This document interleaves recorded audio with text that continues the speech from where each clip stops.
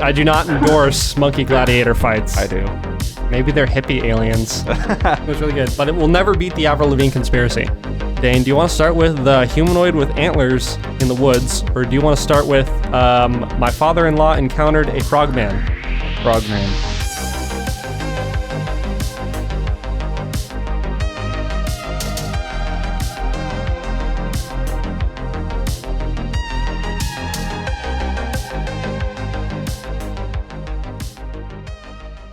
Sure. This happened in 1986. No, 87. 1987. My brothers and I have three other brothers. Names are Rick, Kurt, and Don. And we were in wards of the state of Illinois. Our parents passed away in a car accident in 1984. Sorry to hear that, man. And oh yeah, it was a long time ago, but everything worked out pretty good. So anyway, we were in the system, and so I was in a boys' home for a while because I was in some homes like when you're an older kid, a lot of people they want younger kids, for foster care and all that. Yeah. So most older kids they put them in for farmers because they can, do farm chores, more capable and everything. Right. So I kept running all the time. So they put me in a boys' home, which was a lot better for me. And other brothers were in foster homes. So I was looking in the paper and I saw opportunity to go to Job Corps in Joliet, Illinois. So I said, I talked to my caseworker, and he set up an appointment where I went in front of a judge, and he granted me permission to go in the program.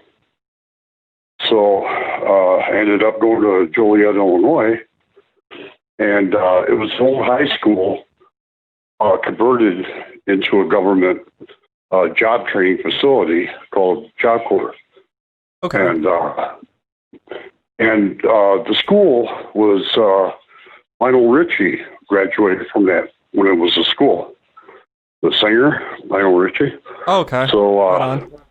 Yeah, so they had like a signed picture on the wall or whatever, from Lionel Richie, good luck guys, blah, blah, blah.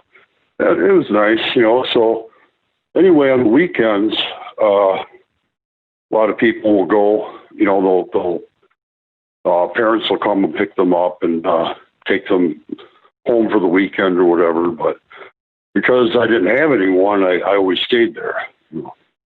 So there's, maybe a handful of people that stayed there on the weekends. Right. I was about maybe 3 months into the program, and there was this guy.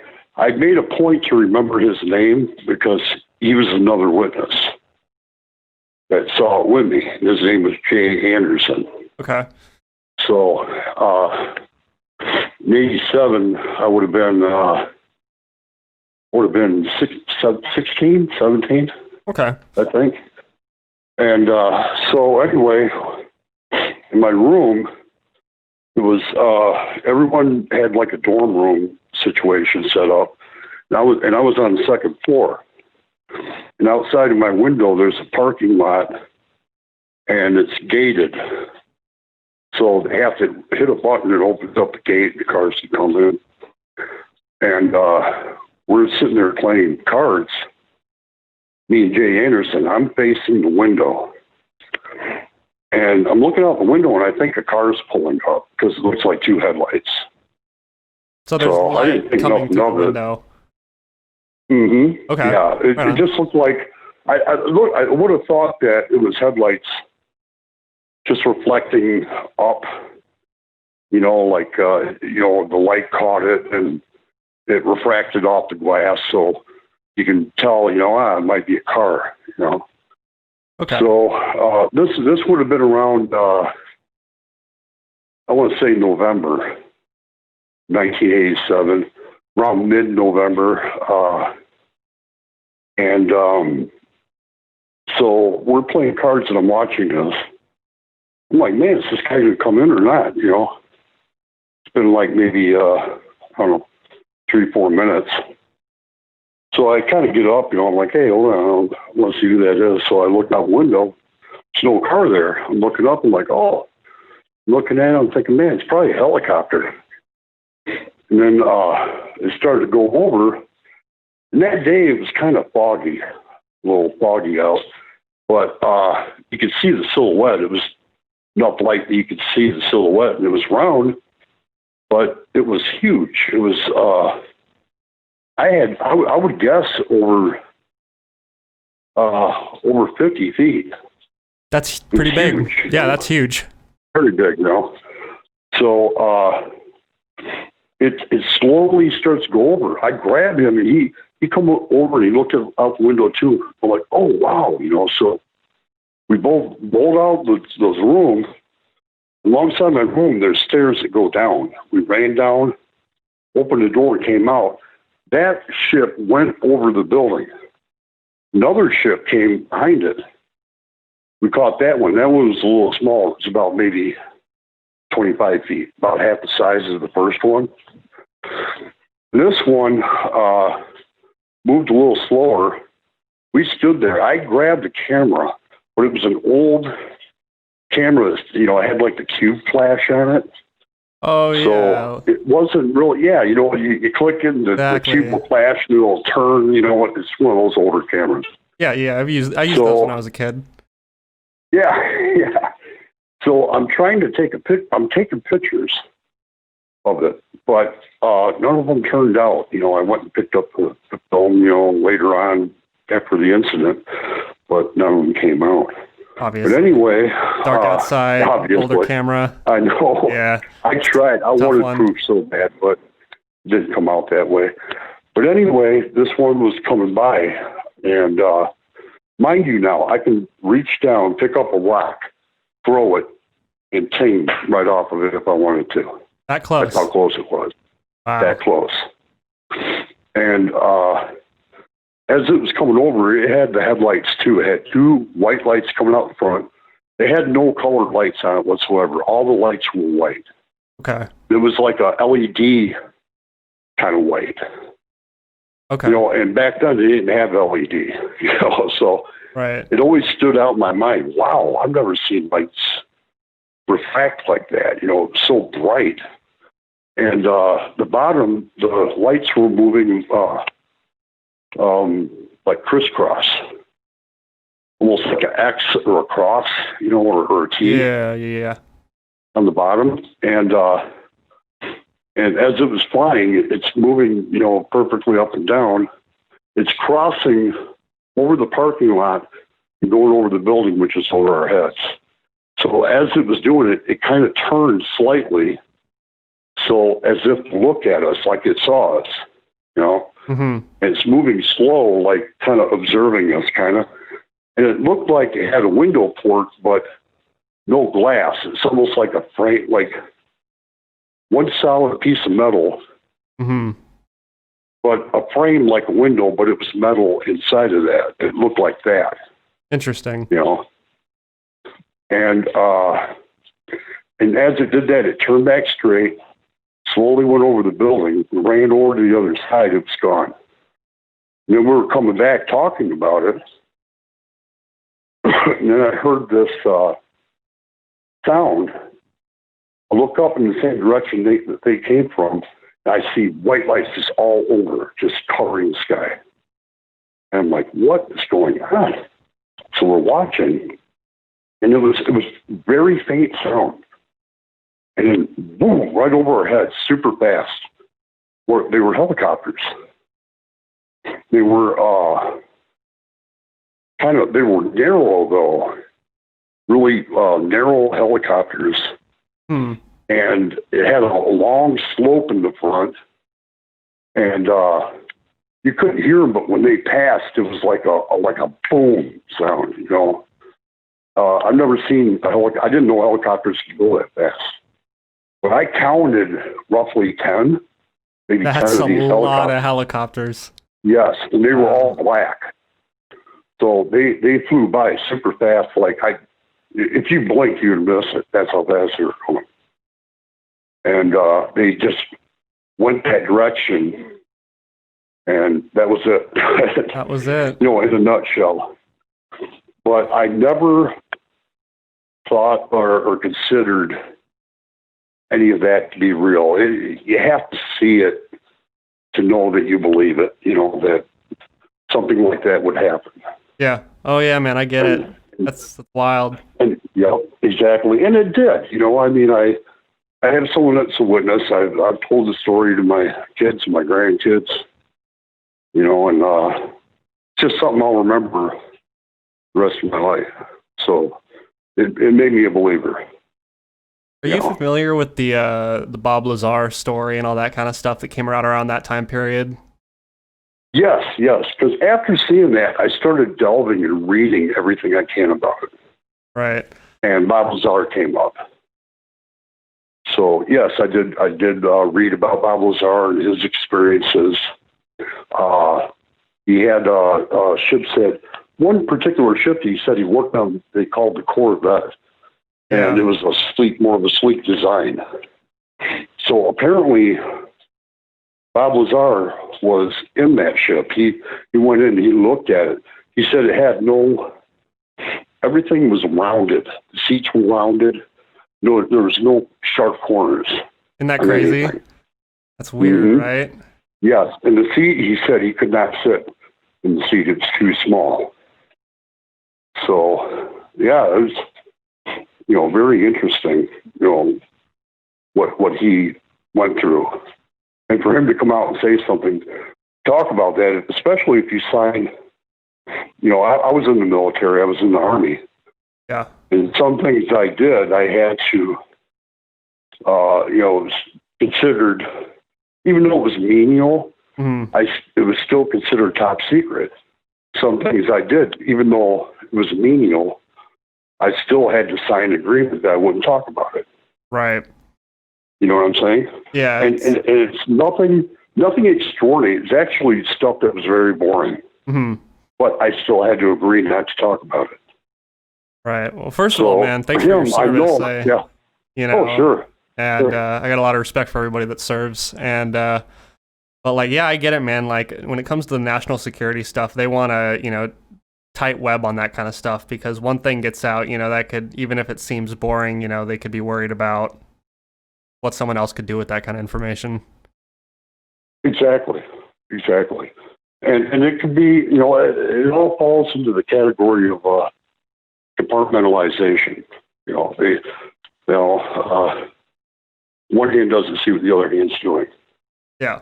And it's, it's a control mechanism to keep things from leaking out, which, I'm in full compliance with, and I agree with that. It's something that stems back to Project Paperclip. When after World War II, we started bringing German scientists over here. I remember that. Werner von Braun. Yes, Werner von Braun was a German scientist, and he helped set up and founded NASA. NASA had a lot of German defectors that ran and operated NASA when it first started. Yeah, and that whole topic is crazy, man. I was actually telling a friend of mine literally last night. I was like, "Did you know that after World War II, the Allies actually split up a bunch of German scientists among themselves?" And she was like, "Wait, that's a real thing?" And I'm like, "Oh yeah, after the war, they split up the top minds and used them for research." Yes, they did. And there was even a guy named Bob Uhouse. That he was a military man. He built a ship simulator. Now they say that the ships and all the back engineering stuff wasn't at Area 51. It's at Area 52 or S2. And that's where they got the ships and did all the research and stuff. And he built a simulator for them to learn how to fly in these things. Of course, Bill Uhouse is dead now, but he had a lot of interesting videos, from interviews. And, so here's the thing. Looking back at it now and looking at those ships, okay, I think that if you see something now, I think it's us. I think it's us flying them. Mm-hmm. But if you go from, say, the 80s back, I believe they were something else. So even the one I saw, I think that could very well or possibly have been something from us. But then again, the helicopters flying by, maybe it wasn't. Maybe it was something else. Right. I can't say. All I can say is what I've seen. I did not see any kind of other life. I just saw a UFO. Right. Whether it's ours, it could be ours. I cannot say if alien life is out there. I cannot say if we're alone or not. It could have very well been something we created. It could have been something that was stolen. It could have been something. Who knows? Right. I could speculate all I want, but I don't have the answers or anything. All I can relate is what I've seen. So. I can say without a shadow of a doubt that there is anti-gravity technology. There is something that makes a ship fly with no propulsion, fuel or combustible engines, or but this thing did not have that. Right. It was literally what is making it float like that? What is making it do that? Even when it passed over us, mm-hmm. I felt like I was in a cone of silence. You could not hear the wind. You could not hear a cricket. Like, it blocked all the sound out. I couldn't hear a thing. It was like being inside of a room that was completely like when you go for a hearing test or something. You go into a room and you step into this chamber, and then put on the headphones, and that silence. It was just like that. So I don't know if it's the technology that blocked out the crickets or the wind or the rustle of the trees, or it was just completely silent. And once it passed over, then this is something I had to reflect and really think about over the years. Anything that I noticed or any little kind of detail or something. Someone said, "Oh, maybe they knocked you out and abducted you or took." I'm like, no, I just saw something fly over the building. I'm like, no. Well, they can knock you out. Did you lose any time? What time was it when you? I'm like, no, I didn't get knocked out or whatever. Right. So all I did was just see something. And it's one thing to look in the sky and see a white light moving by, and it could be a satellite. You don't know. I've seen satellites fly, across the sky. Yeah. And I can see someone. There was even, what was it? 4 days ago, there was people in New Jersey seeing this UFO, and they were freaking out. They're all pulled alongside of the road. They had cell phones out recording this thing. Goodyear blimp. It was Goodyear blimp. Goodyear blimp. So, you know what I mean? People can mistake things that they see. But what I saw was literally in my face and personal. It was that close. It was literally maybe, I'd say, 5 stories above my head. That's it. That's close. That's all. That's close. Extremely close. And the one that went over the building, it just literally blotted out the sky. That thing was so big. Yeah.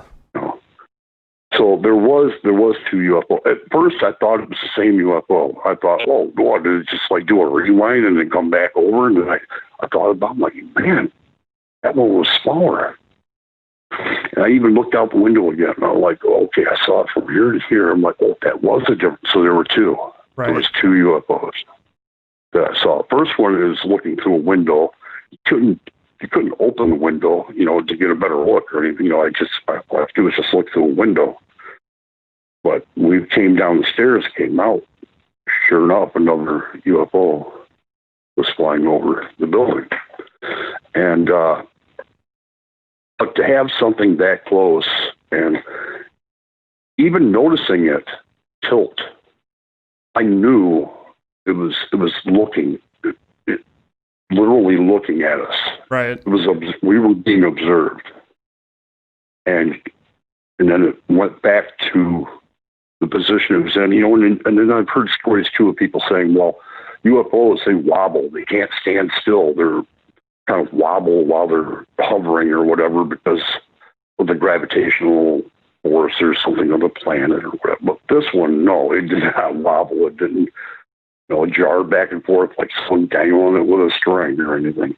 This thing was rock solid, stationary, moving at a very slow speed, literally walking speed. So what is a human walks like? What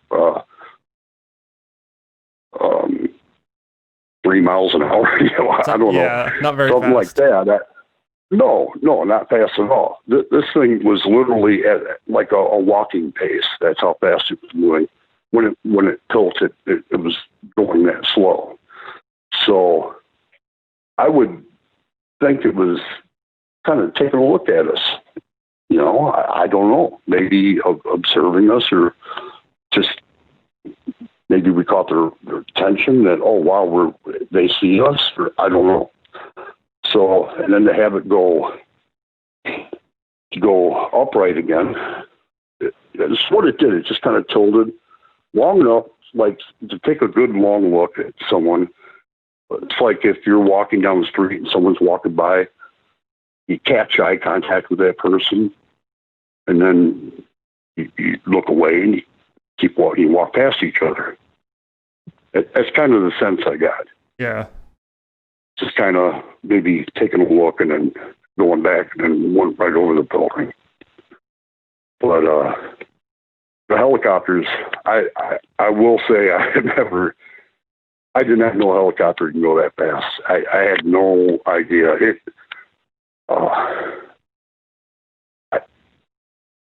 I can't say for sure if it had if it was rocket propelled in the back. I couldn't. It went by so fast I couldn't notice. Yeah. Helicopters are capable of some pretty. You'd be surprised by how fast some, even back in the 80s, some of the military helicopters, what they were capable of. It was pretty impressive. So I would have never known. See, I've never. When I was in the military, I was a 13 Bravo. I fired howitzers, so I had no connection with anything, or doing airdrops or anything, or airborne, So I never experienced it, or never. I mean, I see them, but they never really looked like they went fast to me, But seeing these, the speed was just so intense. I was like, I could not believe how fast these things are going, And they were going fast. I mean, yeah. And they left a loud boom. Like, it was almost like, what is it to break the speed of sound? Mach 1, I think, breaks the speed of sound. I don't know, but it left a loud boom when they went past. So that really scared me, Yeah. But like I said, that's just something that, it's not like, oh, well, I saw a UFO and this and that.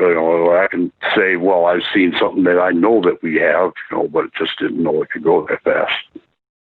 Yeah, modern military helicopters top out at just under 200 miles an hour, so it's definitely fast. And if that thing's flying I did not low, know that. Yeah, that's fast. Mm-hmm. Like that's close to your head and it goes zooming over you. That's gonna be a pretty impactful thing that you're gonna experience. Exactly. So exactly. Mm-hmm. Who knows what that sound is too? I don't know what the sound is. I doubt it would be sonic boom because I think that's in like the 700 mile an hour range to break that barrier. But right. Who knows? Maybe it was. I might be exaggerating. It wasn't like a sonic boom. It was like it was enough to make you put your hands over your ears. It was just that loud. But when they were coming in, you could not hear them. It was just. Yeah. I don't know if it was because of how fast they were going, or I don't know. You would think you would hear the whirl of the the chopper blades. I didn't hear nothing. Yeah, I mean, And also, when they went over, yeah. do you think that that loud sound that you heard, maybe was that artillery? Some kind? No, I don't Something think else? so. Some just deep. I mean, I would have heard it. I would have heard of something in the news, of that. I'm sure they wouldn't. It would have hit somewhere. Right. I don't know. Maybe they'll say, oh, there was an accident or some explosion somewhere at a building. Maybe anything covered. I didn't hear anything. Interesting. After that. I do wonder where that sound came from, man. That's really interesting to me. Maybe it wasn't the helicopters. Maybe it was the craft that you saw or something. Well, the craft already went over, and when we ran around to the other side of the building, it was already gone. Right. But the helicopters came shortly after. I'd say maybe 3 minutes after the UFO left. So we watched it. You could see it just go over the building. When it passed, we ran around to the front. It was gone. Yeah. So I don't know if it just kind of, I don't know. I've seen videos where like it was there 1 minute and gone the next. Yeah. Maybe that's what it did. Maybe maybe it picked up these helicopters coming. I don't know. Maybe it was there just to observe this one particular area. I don't know. But we started walking back to where we originally saw it, and you just see all these white lights up in the sky again. I'm thinking, oh, wow. At first impression, I'm thinking, oh, wow, there's more of them, Right. So we're standing there waiting for them to come by, And when they came up close enough, it's like, you're looking at the light. Yeah, okay, they're off in a little way. Yeah, they're getting closer. All of a sudden, boom, right over your head, gone. Like they weren't even there. But I looked up. I did see that, yes, they were helicopters. Yes, they were narrow. Yes, they had a slope in the front. They did have possibly, my memory, if it serves right, I think they were rocket propelled or something, or I don't know. But they were extremely narrow. You see a helicopter, even a Huey, it's kind of wide, you got room, you can sit at both sides, whatever. This thing looked like, if you're sitting in there, you're like, you'd have to be like compact, Right. I don't know if it's an aerodynamic design, but to see something like that in the 80s was fascinating because I've never seen anything. Even when I was in the service, I was in the service in the 80s. Right. So I never seen anything like that in my time. And I was in Fort Sill, Oklahoma. I was in Fort Hamilton, New York. I've even been to Fort Ord, California. My brother was stationed there, and he'd never seen anything like that either. Have you seen images of the Apache helicopters? Because those would have been in use back in the 80s. It does kind of resemble that, but more narrow. Really, like super tight? Yeah. Wow. Really tight, yes. Mm-hmm. Interesting. I wonder what they were like using. An extremely skinny helicopter. But if you look at the side, you would have thought it was a regular full-size helicopter. But in the front, it was very narrow, and they were all black, So, if it had a logo, I wouldn't have been able to see it. They were going so fast. Yeah. It was just I was able to catch it enough to see that they were helicopters. Mm-hmm. I saw the blades. I saw the the back. The blade. Did have a blade in the back, and just extremely narrow. I was just that really stood out. I'm like, wow, that is the skinniest helicopter I've ever seen. But yeah, they just. Maybe it's an aerodynamic design. Maybe they're meant to go fast like that. I couldn't say. I've never seen anything like that. But but when you did mention the Apache, yes, it does have a lot of similarities, just more narrow. Yeah. I don't think they were meant to be a transport vehicle. I think they're designed for dog chases or something, or I don't know. I'm speculating again. Speculating, yeah. Just weird narrow helicopters that you haven't really seen something too close to it. No, I haven't. Right. Not like that. But it does resemble, but it, like you said, the Apache, it does kind of resemble that, the shape-wise and everything, and it just take a Apache helicopter and smush it, That'd be the only way I can explain it, kind of like that. Maybe one of our viewers will end up coming forward. Maybe they're, we got quite a bit of viewers, so I'm sure one of them is, really familiar with helicopter types. Maybe they're familiar with something that you and I just aren't too well versed in. Exactly. So if anyone out there sees that. Yes, I will say this though, that I have not heard anyone see a UFO with just nothing but white lights. I always hear multicolored lights, or a red light in the middle of it, or, has anyone seen just one with just completely white lights, So I don't know. I haven't talked to anyone that would have seen anything like that. So if any of your viewers know anything about that, that would definitely be interesting. Yeah, for sure. Mm-hmm. So, yeah, man, I think that's a fantastic story, man, and I'm glad you came on to share it, because people are seeing something, man, and they're not all just blimps in the sky, as we were talking about earlier. There's something that people are seeing, yeah. and Bob Lazar worked on something. We know that for a fact now. So, it's and the thing with too is, I don't know how common it is. Do people see them? Is it a regular thing, or what? I've only seen it that one time. I've never ever seen any other UFOs after that. It's just a one-time thing. I just happened to be at the right place at the right time, and but I there's times I go out on the my patio and at night, and I look up and I don't see it. But it's just one of those one-time things, I guess, and. But I have no reason to lie about it. I've never, like I said, I've never been a big believer in it before that happened. I never really considered it or never even thought of it. Yeah. So all I can really do is just say what I've seen, and it was amazing.